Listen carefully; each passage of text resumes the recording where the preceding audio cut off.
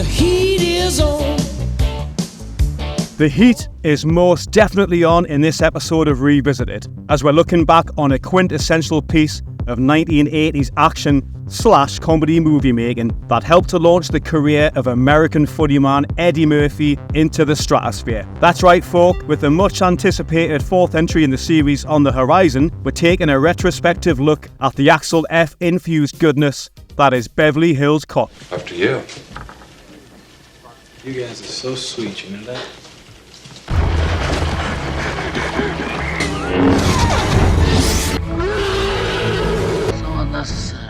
Okay, I guess part 4 isn't necessarily much anticipated, but Eddie Murphy has had somewhat of a career resurgence in recent times. But if you had told me 30 years ago that I would be this boring, stay-at-home, house dad, and Bill Cosby would be in jail, even I would have took that bet. And apart from a slightly tame and disappointing coming to America, and the relative appeal of You People, he's made a positive return to the spotlight. For now though, sit back, enjoy your prawn salad sandwich, and pop a couple of bananas in a tailpipe, as we look back on the endlessly quotable Eddie Murphy classic, Beverly Hills Cop. Boss, the chief ain't true it all out, you still got a little ass there. 1984, the golden year that gave us melty-faced dream-bothering psychopaths, time-travelling cyborgs, giant sandworms, malevolent, yet hilarious gremlins, plus the start of the global phenomenon that was Ghostbusters, to name but a few. I could go on to list many more big screen classics that are still much loved and rewatched today. However, some restraint is in order, as it also helped us get acquainted with a character and a star on the rise in Eddie Murphy that is not just unforgettable, but iconic in its own right. There was even a time in which Beverly Hills Cop was the highest grossing R-rated movie of all time. Get the fuck out of here! Somebody else, I said it myself. A stat which may surprise some. However, the movie deserves any accolades thrown at it for many reasons. It features many of the classic tropes of the action comedy genre, the fish out of water aspect, the beyond endearing buddy cop trio of Murphy's Axel Foley, alongside the sometimes hapless, well, quite often hapless, Rosewood and Taggart, played by the excellent Judge Reinhold and John Ashton respectively. The plot of the movie sees Murphy's wisecracking, trigger-mouthed Detroit police officer, who travels to Beverly Hills to investigate the murder of his old friend. Along the way, he encounters a wonderful array of colourful characters. Shh. Go ahead, take those bananas. Great set pieces, and violence that set the benchmark for such movies to often imitate long after its release. It was way back in 1977 that the concept for the movie was first developed. The sadly late Don Simpson was a Paramount executive at the time and dreamed up an idea that saw a cop from East LA transferred to Beverly Hills. The movie was originally titled Beverly Drive, and screenwriter Danilo Bach initially delivered a script that leaned heavily more into action, and the project subsequently faltered.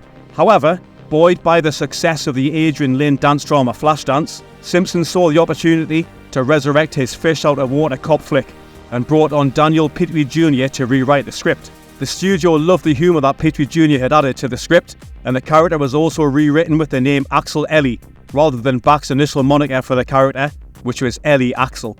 To be honest, neither of those reverse names scream out tough, wisecracking, all-action cop, so the name they eventually went with, Axel Foley, is a much better fit for the character.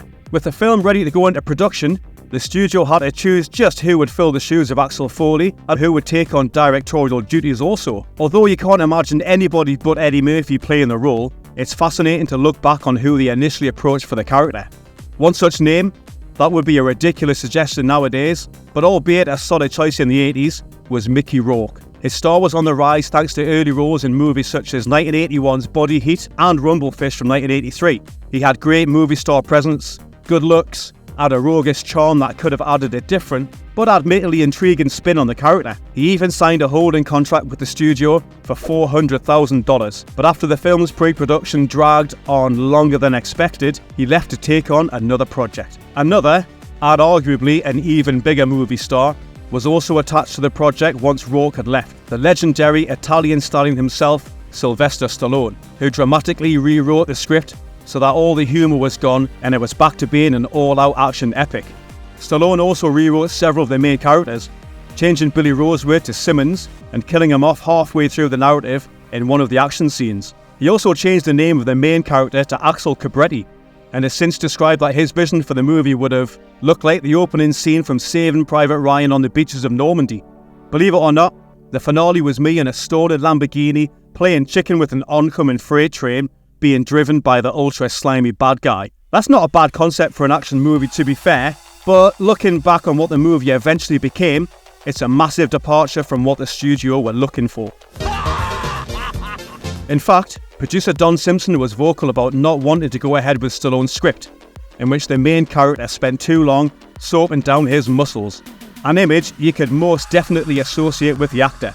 Also, according to legend, Simpson managed to get Stallone off the project by sending him to Switzerland, and in the meantime Simpson and fellow producer Jerry Bruckheimer persuaded Eddie Murphy to take the role, and Stallone went on to star in the less than stellar Rhinestone in 1984 instead. Thank you and good night. Despite Murphy ultimately being offered the role, several other names were attached to the project that are worth mentioning, including Al Pacino, Richard Pryor, James Caan, and Indy himself, Harrison Ford, who also reportedly turned down the role. It's not just the title star who makes the movie so memorable, however, as Murphy is backed up by a tremendous cast consisting of the aforementioned Judge Reinhold and John Ashton as Beverly Hills Cops Rosewood and Taggart, who proved the perfect straight-laced foil to Murphy's snarky Foley. We also get RoboCop veteran Ronnie Cox as Lieutenant Bobbermill, Lisa Eilbacher as Foley's former acquaintance Jenny Summers, Stephen Burkoff as slimy bad guy Victor Maitland, plus Better Call Saul legend Jonathan Banks as henchman Zack. Rounding out the main players is the superb Gilbert R. Hall as Foley's take-no-bullshit superior. You mind telling me where the you come off going undercover without authorization from me? What the is this all about? As well as Aliens and more recently Stranger Things star Paul Reiser. Trying to tell you. Jeffrey, this is none of your business. This is not my locker. Plus, the unforgettable Bronson Pinchot as a scene-stealing Surge. Get the out of here. No, I cannot. It's serious. While the process of finding the star for the movie had been something of a chore for the studio, the process of hiring the film's director was somewhat more straightforward. Martin Scorsese was offered the gig, but turned it down as he felt the concept for the movie was too similar to that of 1968's Coogan's Bluff. And even body horror maestro David Cronenberg was offered the chance to direct the movie. Ultimately, it was the great Martin Brest who was hired to helm the movie, and despite his dismissal from War Games in 1983, he delivered exactly what was required for both the film's star and the studio. This is nice.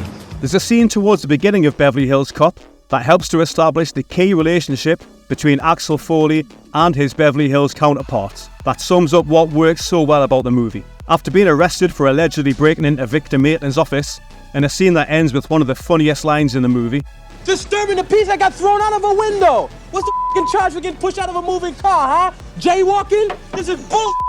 Foley, Rosewood and Taggart meet for the first time and sparks fly, ending with Taggart punching Foley in the gut.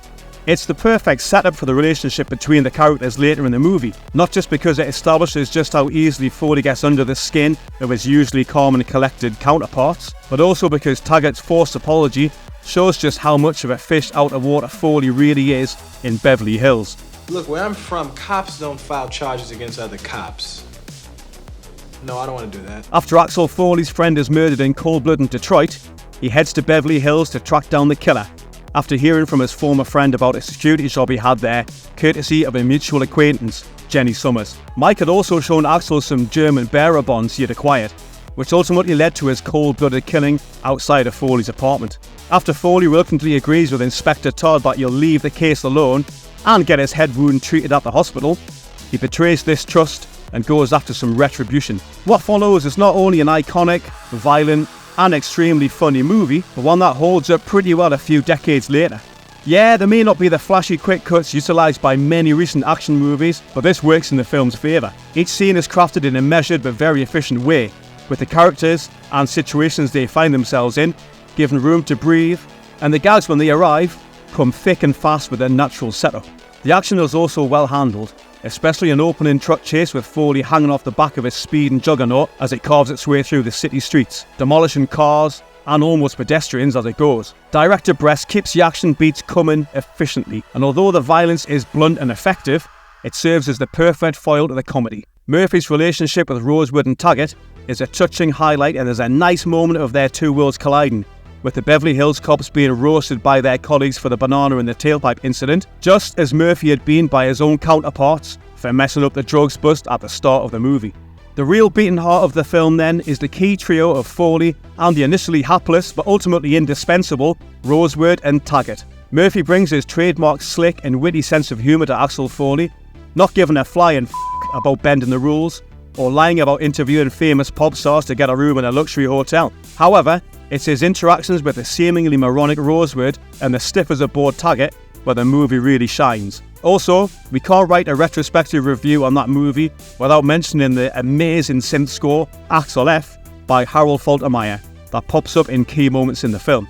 In fact, the soundtrack for the movie, and Axel F by Faltermeyer in particular, was a major contributing factor to the success of the movie overall. The composer was originally best known for his work on the Top Gun soundtrack, as well as the music and score for the Fletch films, starring Chevy Chase. Axel F proved so popular that it reached #1 in several charts around the world and is easily one of the most memorable elements of the movie. The track was originally written solely for a small part of the film, but once Faltermeyer realised the potential for the catchy tune, he persuaded the studio to use it as the main overarching theme throughout the film.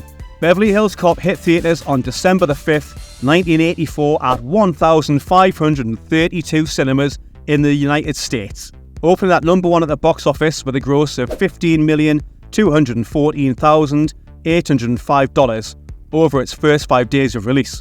The movie stayed at #1 for 13 consecutive weeks and eventually tied with the Dustin Hoffman comedy Tootsie for the most weeks at the top spot. It eventually grossed an impressive total of $234,760,478. And, as we touched upon a little earlier in this retrospective, it was the highest grossing R-rated movie of all time, until eventually being surpassed by The Matrix Reloaded in 2003.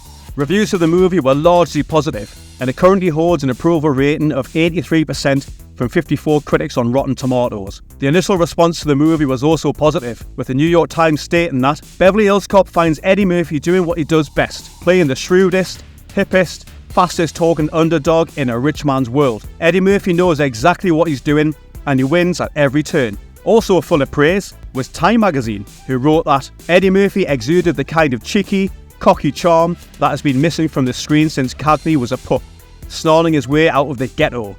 The role of Axel Foley is arguably what Murphy is most famous for, unless you're under the age of 10 and have a penchant for talking donkeys, that is. You might have seen a house fly, maybe even a super fly, but I bet you ain't never seen a donkey fly. As well as an excellent box office and critical praise, the movie also won several awards and was also nominated for Best Original Screenplay at the Academy Awards. As always, let us know your thoughts on Beverly Hills Cop in the comments section. And keep a lookout for more from Axel Foley and friends as we dive into the inevitable sequel in our next episode here on Revisited. Were they able to capture the same humour and wild spirit in part 2? Stay tuned to find out, movie fans, and we'll see you next time.